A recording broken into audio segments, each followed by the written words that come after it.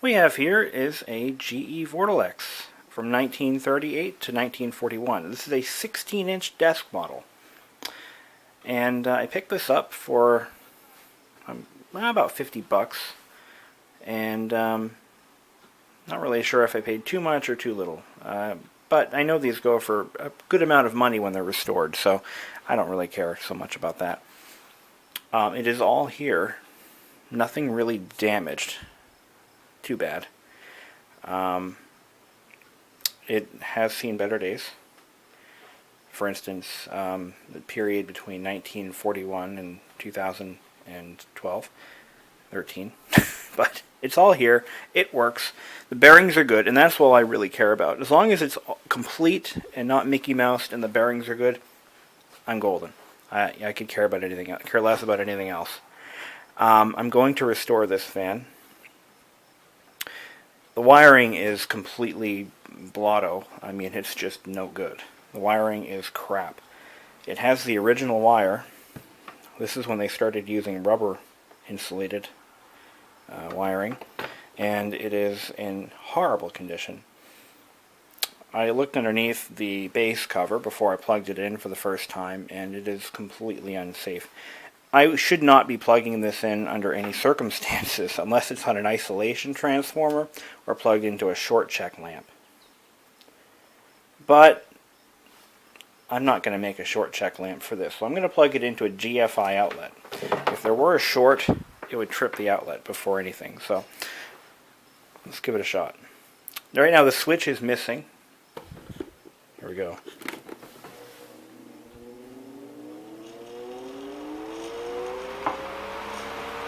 Now this thing really does move air.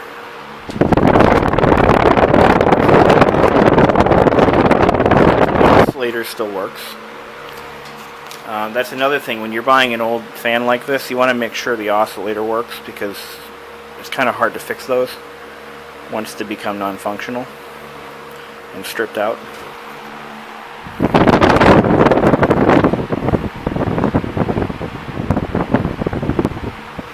Let it stop. No.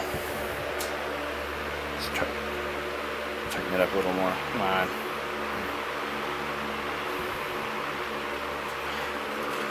Okay, not liking that. I gotta move this. But you get the idea. It works. Turn it off. The GE oscillators can be engaged and disengaged by turning this this knob here. And what it does is it clamps down on a clutch, friction clutch inside there. And to make the fan stationary, you back it off, and it tightens up against the cover and makes it stationary. Let's see. So let's not use that again. So let's take a look at the data plate here, which is, thank God, it's still intact. Catalog number is 49X936, and the spec number is 272804-1, form BD, I think it's a BD2. I'm going to clean that up. The data plate should clean up pretty nicely with steel wool and WD-40. But I have to get as much of the rust off of this base as I can. So that's going to be a project that I probably take outside. I'm going to use a wire wheel. I'm going to disassemble the whole thing, replace all the wiring. But anyway, it has a 2 microfarad capacitor. This is the original one, GE Pyranol capacitor. It does have a speed coil, as you can clearly see. And I think I see remnants of the old switch still in there. But I found out where I can get a new one. And they're not that expensive. Now this looks like it was made from stamped steel. But I don't know. I think it might be cast iron. No, it's not cast iron. It's not thick enough. It's very interesting how they built that. Because it looks like it tapers off into this heavy-duty knuckle. I don't know what they made that out of, but nevertheless. The base plate is made of a stamped sheet of steel and coated in felt. So that's going to be refelted. Just in moving this around, this wire came off. I mean, I'm telling you, this wiring is not safe anymore. So that's got to go. All of it. It's got the original, I mean, look at this. The original wet tape joints. It's like an electrical tape dipped in a in like a tar-like substance and wrapped around the joints and the wire. It's just bad news. Looks like the head wire has it has 3 wires, a orange, black, and green coming out of the head. And yeah, just really bad news. The switch is still there for the most part. It's just, let me take the speed coil out for a minute here. I think I see other bits and pieces of the switch in there. I know I've got the threaded the half that threads into the base. That's still present. Yeah, it is. It's all still here. It just fell out. Oh shit. Yeah, there it is. Here's the switch. So it's stuck on probably high, but no shit. Oh man, this wiring is so bad. But yeah, most of the switch parts are missing. The mainly the rod that sticks out and the knob itself. But okay, so it looks like the base might be welded onto a cast iron knuckle, potentially. Kind of hard to tell. It attaches somehow, but it's definitely a stamped steel. I think they stopped doing the cast iron bases much earlier than the Vortalex series. So back in the old AOU loop handle fans. But some of the speed coil wiring will have to be salvageable. But I'm going to just put this back together and probably stick it on a shelf until I'm ready to work on it. And at that point I'm going to just tear it completely apart, just like I did. Well, I've begun the arduous task of disassembling this fan. I didn't realize, I knew GE had started going cheap on their construction sometime in the 30s, but I didn't realize it was this cheap. I mean, now, mind you, it doesn't mean it's bad. It's just a rapid departure from the original AOU loop handle fans, which were made entirely of cast iron and hot metal. This fan has a stamped steel base, and the motor housing is made entirely of stamped steel, unlike the AOU, which was cast metal or some kind of an alloy. And the front cover is also stamped steel. I mean, it's granted, it's thick. It's just not the same. That's all I'm saying. But, I mean, it's quality construction, I mean, compared to anything made today. But check this out. The hole that was punched in the front of this nose cone, which actually, I think the nose cone is made out of a pot metal. I can't really tell. But, yeah, it definitely, I'm sorry, yes, it is. I can tell because of this threaded oil wick boss, but it was poured off center. I don't know if that was deliberate. Oh, you know what? Maybe it was. Maybe it was, because that would mean that this could collect oil. Yeah, it's possible. This is what the rotor looks like. John Deere 1944 John Deere had posted a video of his Vortalex, and his rotor actually had fins on it for cooling. This one doesn't, and I believe his was also a 16-inch model. I've got the data plate off. I'm going to do my best to clean it up and save it. That's really where all the rust is, right where the data plate was. I'm going to do what I can to kind of smoothen that out. I'm not going to go crazy on this, really. This isn't a show piece. This is supposed to be a functional appliance. So I'm not going to go crazy nuts on this thing. I'm just going to make it nice again, as best I can. The head wire is in such good condition that I'm actually planning on reusing it. I'm going to slide the outer sheathing up a little bit, but the wires are all there. They're intact. There is nothing wrong with this head wire. I'm going to try to clean it up a little bit, but I like the patina that it has. It looks good. It's pretty rare to find them in this condition, you know, to be completely honest. So, you know, it would be a shame to just, you know, replace it with something that isn't historically accurate.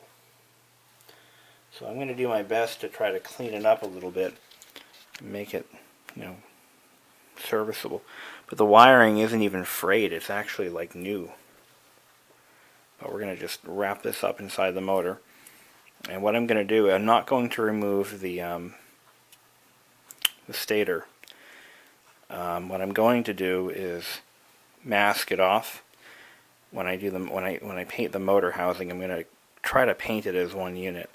Take as many screws out as I can so I can clean the heads off, and then shoot it with appliance epoxy paint. The handle will come off. That's a given. But I'm pretty much going to shoot the entire fan as you see it. I'm not going to go nuts on disassembling things if I don't have to. I want it to be a pretty uniform coat of paint. You know, I don't have high expectations for this one because it is all stamped steel. If this were cast iron, it would look a little bit nicer, but it is what it is. For what I paid for it, I can't complain. And I'm also going to shoot it with the front cover mounted, but the rotor will be out. I just thought about that. I'll put the front cover on loosely, and yeah, that's what I'll do. I'll hold it in by like one screw just to get the paint uniform. And I don't know, I'll play with it and see what I can come up with, but I'm going to do it like a mass production type job. You know, it's not going to be beautiful, but it'll be serviceable. I'll show you the fan blade set here. This is what it looks like out of the fan. This is going to be a challenge. At least it won't be as challenging as the overlapping blade models. But, you know, painting aluminum, I might actually have to send this out to get it powder coated, because these are really a challenge when you're trying to paint them. Because the paint chips off. It's guaranteed to. Powder coating is like the only thing that won't chip off. I'll have it media blasted and powder coated. Beautiful blade, it really is. I love that late 30s, 40s style. And as for the grill, I may have to do the same thing. Because once again, I mean, getting a good coat of paint on a grill is not easy. I've done it, but it's not easy. Well, no, it's not as hard as it sounds. I'm sorry. I'm exaggerating, but cleaning it up is the problem. That could take hours of my time. But anyway, stay tuned. So here's the base of the fan. I went nuts on this one. I wanted to take it right down to metal, so I did that, and I ground off as much of the rust as I humanly could, without really getting crazy. Sandblasting that might be an option, but I don't have a sandblaster, so I was able to expose the off 1, 2, and 3 fan control embossments. There it is. Now I got to slap a coat of primer on this and put a coat of paint on it. Okay, the base is fresh out of the oven and shiny as ever. I should mention that to get this finish with Rust-Oleum engine enamel, to get it just right, you really have to bake it for like half an hour at a minimum, at 250. You don't want to go too hot, because if you go to like 300 or 400 degrees, the paint starts to blister, and then it ruins your finish and your day. So I try to keep the temperature fairly low. 250 degrees is about as high as I'll do it. But when this cools off, this paint will be as hard as glass. It just looks so beautiful. Now, there are some mistakes that I made, mainly in my prep work. As a result of the corrosion and pitting along the base, you can clearly see it through the finished product. Now, I could have used a high build primer to hide that and then sanded it smooth. But in the interest of time and cost, I'm trying to do as little as possible to make this a good looking fan. So what I did is I built up the paint pretty heavily in this area. It didn't really work like I had hoped it would, but I am satisfied with it. I mean, honestly, it looks good for the most part, but it is not an auction quality or art museum quality restoration job. This is a very low cost. As a matter of fact, the paint didn't really cost me anything. You just used leftover paint from when I painted the rims on my car. Also, I was going to use a primer, but then I realized I didn't have any primer left, and that got scrapped quickly. But that would require me to sand and prime and sand and prime to get it right for, you know, a long time, and I just don't really care that much about it. In all seriousness, I bought this fan as a working appliance, not as a collector's item. So I just want it to look halfway decent. Now, this is what the front motor cover looks like. Unfortunately, I won't be able to bake the motor housing when I paint it. Here it is. But yeah, ideally you'd want to take the stator out of it, paint it, you know, clean the paint off like I had done with the wire wheel. That works really well. And then also, if you get any ideas, don't do this. If you decide to do what I'm doing, but you don't want to use a wire wheel, you want to use paint stripper, don't, unless you take the windings out or the stator out. The reason is, the stator is basically enameled wire, coiled up, miles and miles and miles of enameled wire. Now, what does paint stripper do to enameled wire? Well, it takes the enamel off, and when you plug it in, it will definitely short out, and you'll have a very bad time. So don't do that at all. You don't even think about it. I thought about it. Just kidding. I didn't. Or did I? I don't know. Maybe I did. Maybe I thought about it, and I'm like, no, I shouldn't do that. Because I realized that not only that, but all of the all of the tape that they used, which isn't really tape. What they used was a resin-soaked cotton, and that's what they've wrapped the coils in. That's how they're separating the coils. And yeah, you don't want to get into that territory. This thing's heavy as mother. Anyway. Yeah, so that's going to be fun. Clean all that off. I have to bring this to my parents' house because I need to blow out the rear part of the coils, the stator. There's a lot of dust in there. I want to blow that out before I paint it because I don't want to paint over dust. It's going to look bad. Not sure how I'm going to do the grill yet. I haven't decided, but we'll get there. Yep. I'm going to get some new felt. I'm going to refelt this bottom plate. I'm going to be using a green felt. I've seen one of these done with green felt, and it was so beautiful. Well, I got almost all the paint off the motor. I just have to get the rest of it with a little, not a nail file, but a wire brush. Right in here, I can't get in there with a wire wheel. But this is going to look nice, because there's no pitting on this particular motor housing. It'll be a pretty, I think it'll be a pretty clean paint job with very little effort. But coming out nice. It really is. We got the blades baking in the oven. See? See what those shiny little blades look like. Well, I'm using a matte finish, actually. It's more of a semi-gloss. So there we go.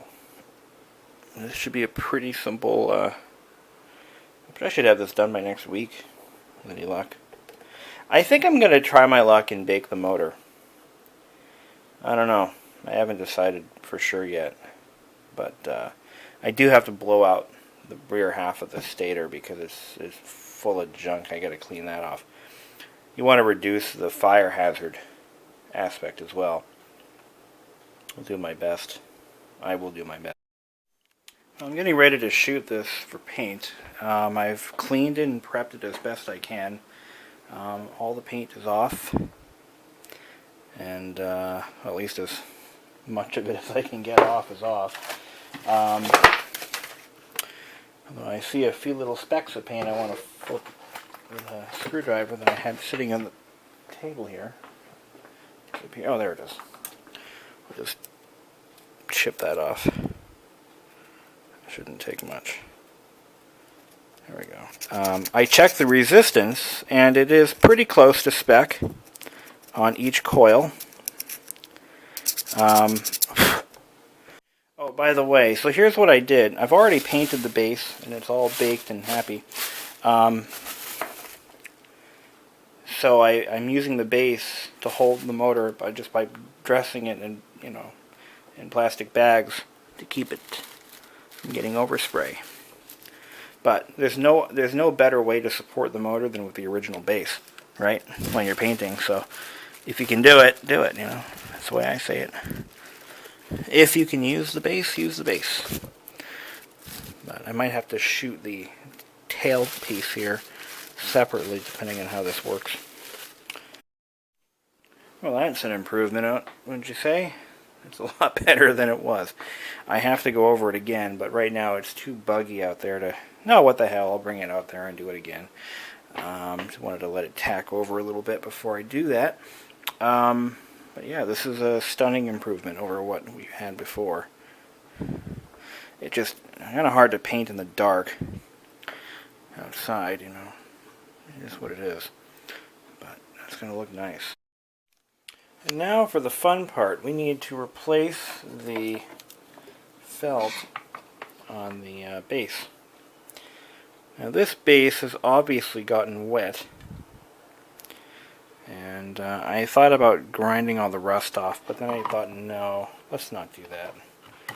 That could take a long time, and I don't want to... I'm not equipped to handle that amount of rust. So let's just cover it up, shall we? I had to buy an entire yard of fabric. Like, enough to... Wow. It's a lot of freaking fabric. So, let's just cut off what we need and fold up the rest. What I'm going to do initially is actually adhere a layer onto the base, and then cut around it, and then use another layer of felt over the bottom, and that'll be the wrap over layer. What that's going to do is give us some better cushion under the fan than just having one layer like they did at the factory. Also, I have found that many people use different colors of felt. I went with green because it's the traditional GE color. Black is the original color, but I also am not going with a complete... This is not a restoration to make it original, obviously. We've changed the blade color, so we're going to just do something different.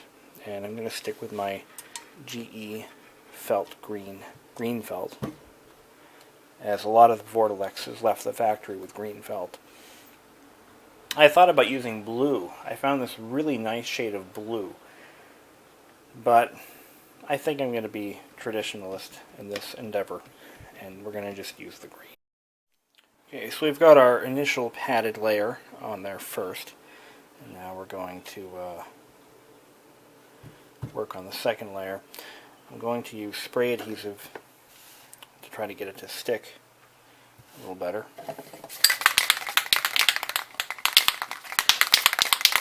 I'm going to take this outside and hose it down with the adhesive and then bring it back in. Alright, we've got the felt installed, and this is actually what was holding up the wiring project. Now the wiring is done. So, real quick, let's take a quick walkthrough of the wiring. Pretty simple.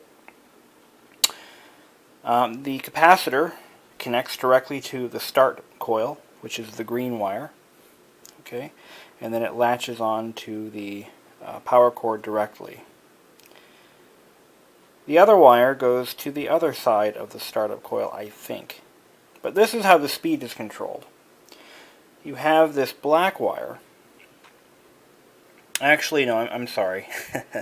This is the hot or neutral side. So this is one side of the AC input, and this is the other side.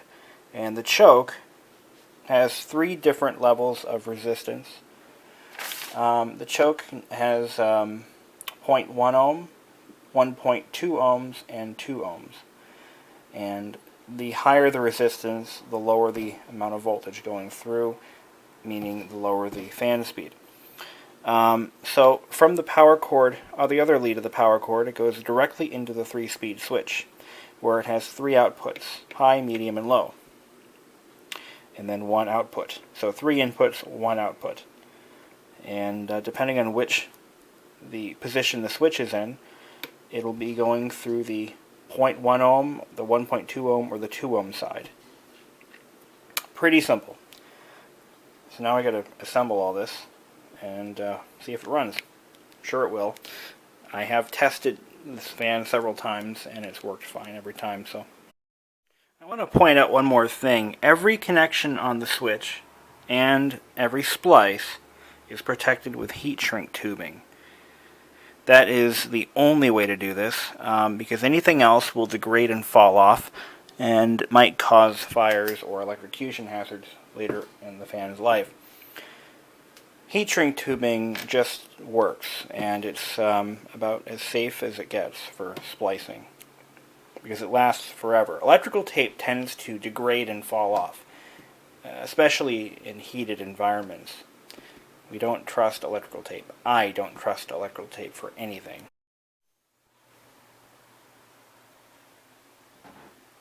Wow. What a beauty. Let's smash it. No, wait. I wouldn't do a thing like that. What, are you kidding me? What am I, a monk? Seriously. They build beautiful, or design beautiful sand paintings and then destroy them. Throw them in the river. I'm not doing that. I'm not a monk. But I am anxious to see how my wiring job worked out. So I'm sure you guys are. I have popped the gearbox cover back on. It has not been painted yet. It still has the original paint on it. But I did polish up this. This turns out this was chromed. This plug here. What a beauty. This is an Ace hardware switch. Actually, no, let me get the light on there. This switch is actually from Aubuchon, but it's the same one that Ace sells. It's just a 3-speed motor switch, which looks amazingly identical or similar to the original Vortalex switch. It must have been a Leviton product that had been copied by numerous manufacturers over the years, and the design endured. But that's what it is. Base is felted with nice green felt. I love it. I love it. I love it. One other thing I had done before we fire this sucker up for the first time ever on video, I actually clear coated the GE logo in the front, or the head badge. I did that to protect it a little bit from scuffing and UV fading, and not only that, but oxidization. Because once that badge is gone, it can never be replaced again. That's just to keep it nice for as long as possible. I was going to lacquer the blades, but I did not. Did not lacquer the blades. Another shot of that nice, beautiful green felt. I'm loving it more and more. So let's power this sucker up and see what happens. I'm going to start it on low, then we're going to work our way to high.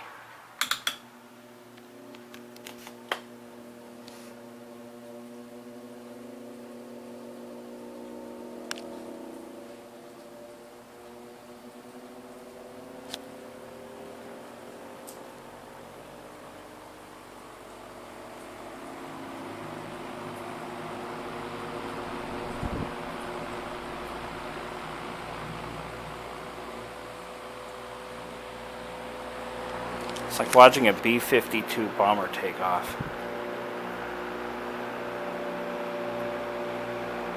About the same age too, actually. Alright, let's kick it into medium.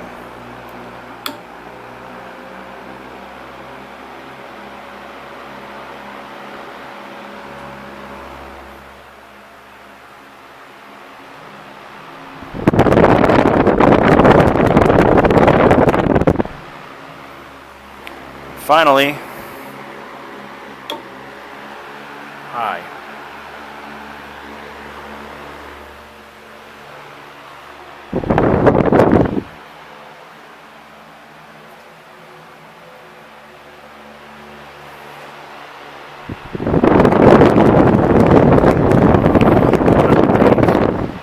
This thing puts out a lot of air.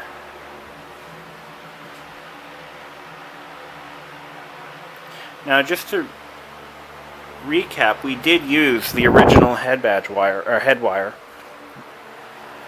as it was in amazingly good condition. The only thing I did was I added some shrink tubing to the very end of it where it was starting to fray, and that's to just keep it nice and tight so that it doesn't fray. Replaced all these grommets, all three of them. New switch, new felt, new paint. Strip the paint off the blades to bring it down to a nice bare aluminum finish. Cleaned and repacked the gearbox with molybdenum grease. Cleaned the oilers and refilled them with fresh oil. The wicks were still in very good condition, so I did not replace them. They were still wicking oil just fine. I still have a few things to do. This has to be taken off and cleaned and painted. This has to be taken off, stripped and painted. And I need to get 3 new screws to hold the bottom cover on, because these screws are not adequate. Thanks for watching, guys, and if you guys are into restoring Vortalex